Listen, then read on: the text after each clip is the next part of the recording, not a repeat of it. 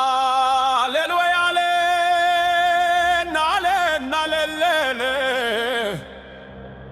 ቀኝ ባህር ርስታችን አሰብነው ወደባችን በግፍ ተገፍተናል በትርት ተዘግቷል በራችን ግባ በለው ግባ ወታደሩ ያን ጀግናውን አሰብ በሳላይ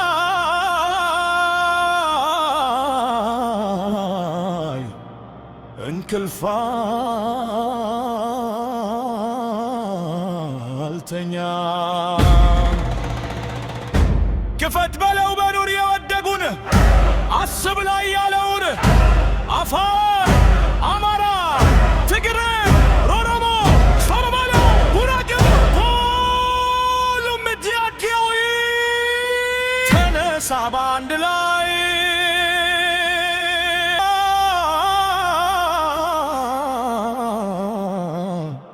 አሰብ ደማችን ነው ደማችን አይቀርም ወደባችን ግባ በለው ተሩን ኮማንዶውን ግባ በለው ተሩን አየር አይሙን ባህር ባህር ይከፈት ኮሪደሩ ይሰጥ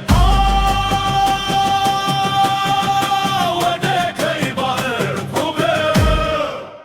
የባህር በሩ ይከፈት ዛሬ አሁን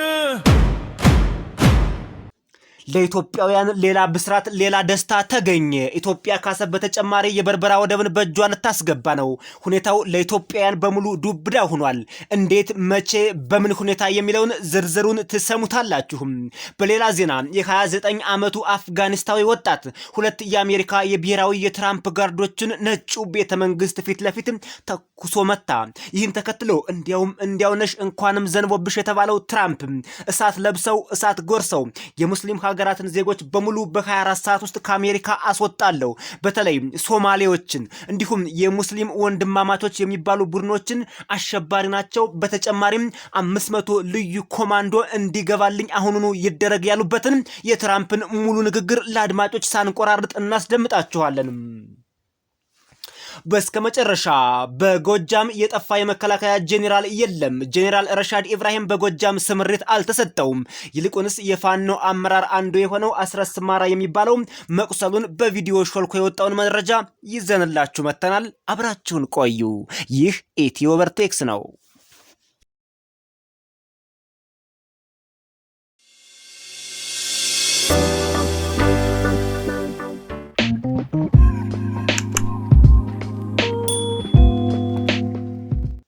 በአሜሪካ የአፍሪካ ወታደራዊ አዛዥ ሆኖ የተሾመው ጄኔራል ዳግቪን አንደርሰን ከኢትዮጵያ ጋር ከተወያየ በኋላ በቀጥታ ወደ ሶማሌላንድ ያቀና ሲሆን የሶማሌላንድ የሀገርነትን እውቅና ካርታውን ከፍ አድርጎ በማሳየት ሙሉ በሙሉ አጽድቆታል። ከኢትዮጵያ ቀጥሎ የሶማሌላንድን ሀገርነት እውቅና የሰጠ ሁለተኛዋ ሀገር አሜሪካ ሆናለች።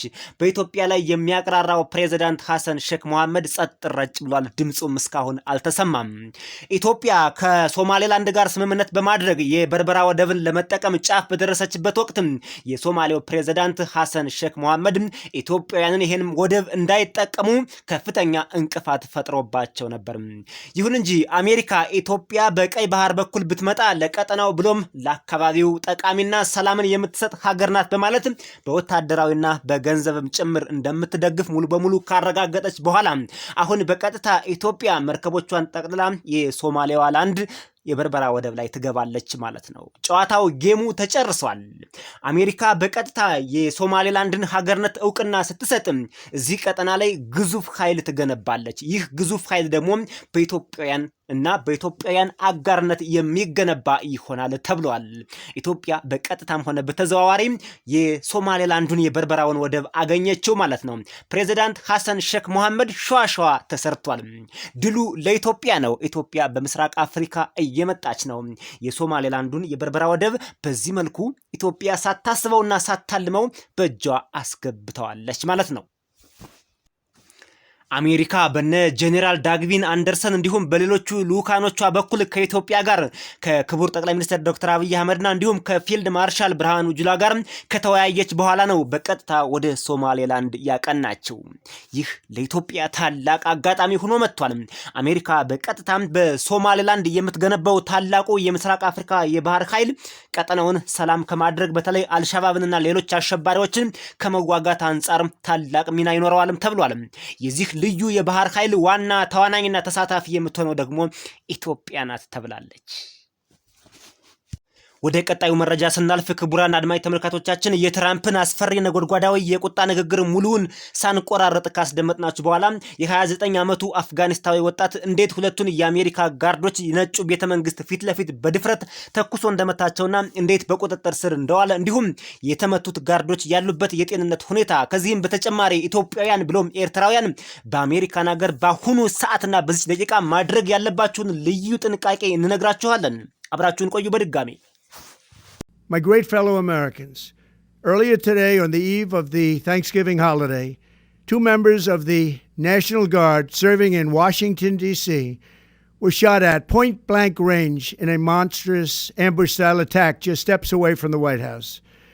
They had been deputized as part of the most successful public safety and national security mission in the history of our nation's capital, the D.C. Safe and Beautiful Task Force, which has achieved an unprecedented reduction in violent crime and crimes of all type.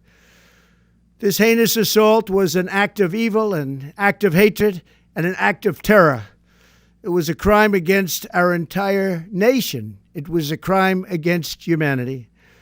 The hearts of all Americans tonight are with those 2 members of the West Virginia National Guard and their families. The love of our entire country is pouring out for them, and we are lifting them up in our prayers.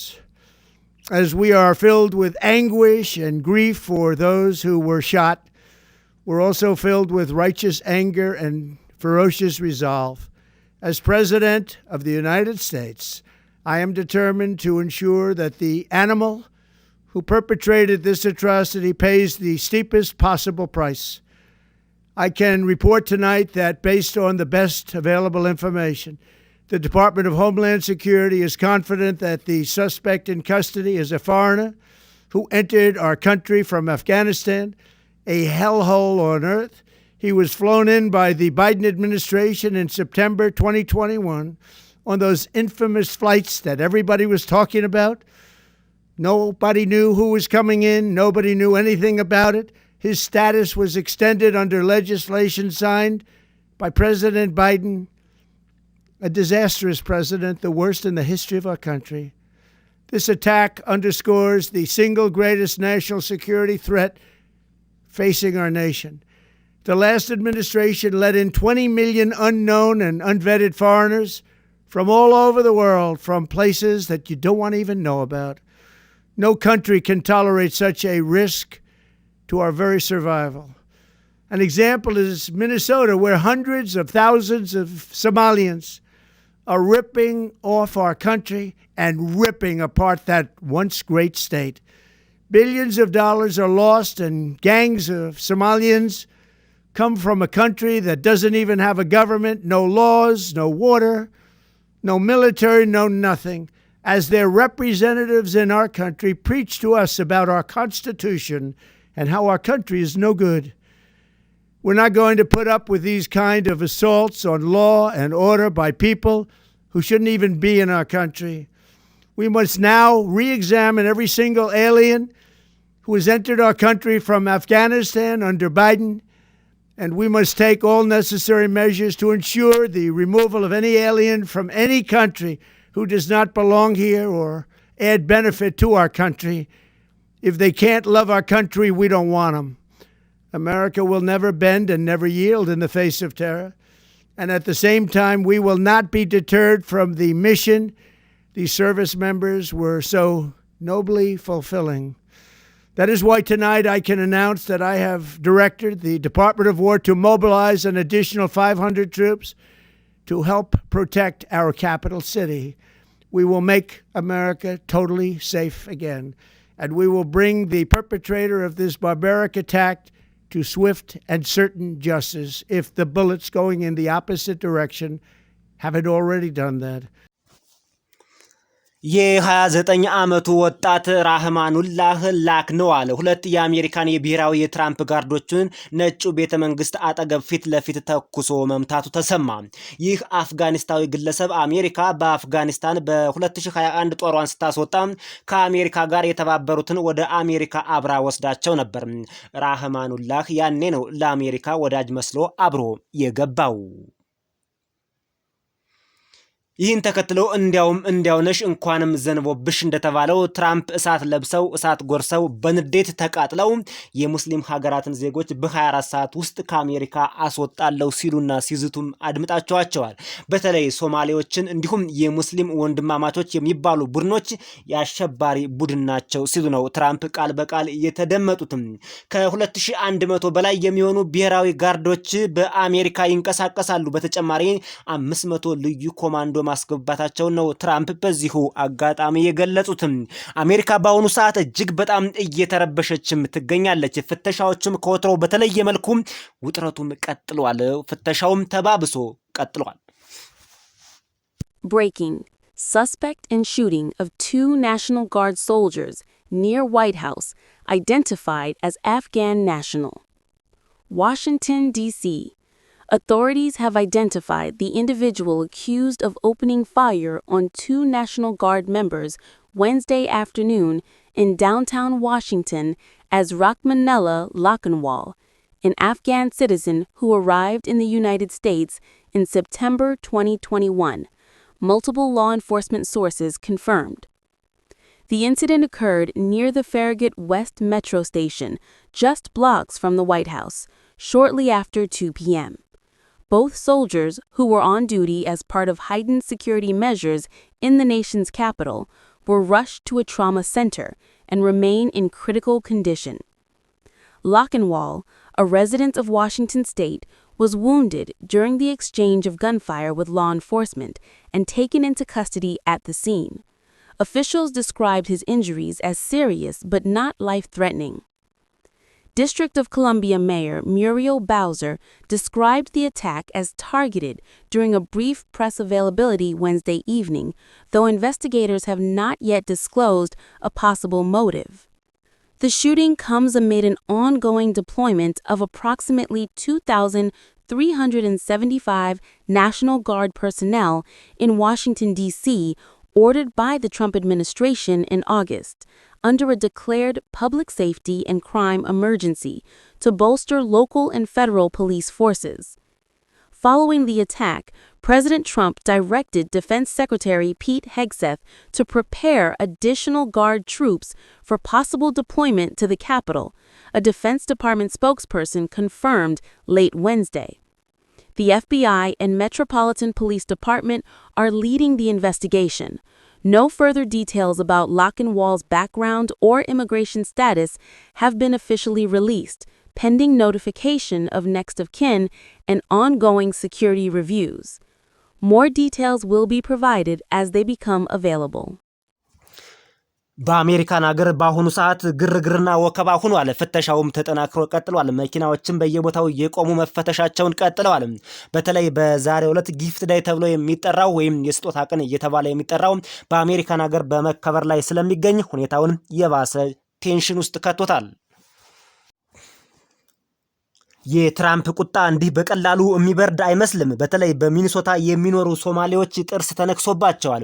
ኢትዮጵያውያን ብሎም ኤርትራውያን እንዲሁም አማርኛ የምትሰሙ በአሜሪካን ሀገር የምትኖሩ ሁሉ የጦር መሳሪያ ካላችሁ ፍቃዳችሁን በፍጥነት በማሳየት ከቻላችሁም ደግሞ የጦር መሳሪያችሁን በመደበቅ ይችን ጊዜ ማለፍ ይኖርባችኋል። በተለይ ህገወጥ የጦር መሳሪያ ያላችሁ ካላችሁ በቀጥታ የዚህ ወንጀል ተሳታፊ ተብላችሁ በህግ ቁጥጥር ስር ልትውሉ ስለምትችሉ ከፍተኛ ጥንቃቄ አድርጉ። እንዲሁም ስታሽከረክሩ የአሜሪካን ህግ ከመቼውም ጊዜ በላይ በጠበቀ መልኩ ለማሽከርከር ሞክሩ። የአሽከርካሪዎችን ህጎችንም ስትጠየቁ በጥራትና በብቃት ለመመለስ ሞክሩ። ኢትዮጵያውያንና ኤርትራውያን ለጊዜው ያለን ምክር ይህ ነው።